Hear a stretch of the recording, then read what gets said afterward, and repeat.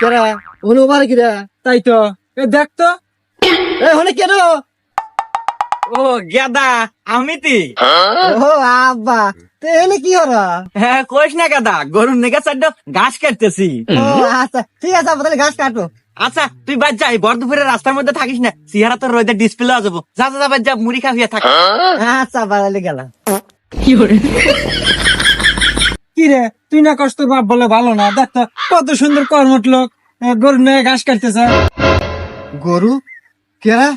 আমার তো গরু নাই, তারপর ঘাস কাটে মানে? ধারা দিয়ে আসি। কেরে আব্বা? এ গেদা তুই আবার আসছিস কে? বাদ যা। উহু আব্বা, আমি তো বাদ যাবো না। আর তুমি গরু নিয়ে ঘাস কাটো মানে? আমাকে তো বাদ গরু নাই, গরু ভিতরে বস্তার মতো। তোর যে আর কথা গাদার, তোর যে সন্দেহ। আরে বস্তার মধ্যে কি গরু থাকে? বস্তার মধ্যে ঘাস, আর গরু নাই তো কি হয়েছে? বাইক নিয়ে ঘাস গোনা তুই গরু কিনবে যাবো, তুই বাদ যা। না আব্বা, আমি আজকে বস্তা খুলে দেখমু বস্তার মধ্যে গরু না ঘাস। না না গাদা, দেলটা খুলিস না, ঘাস দৌড় দিব।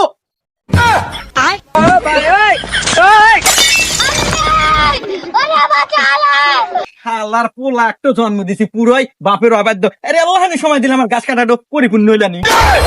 হুমন্দি কয় গিরা?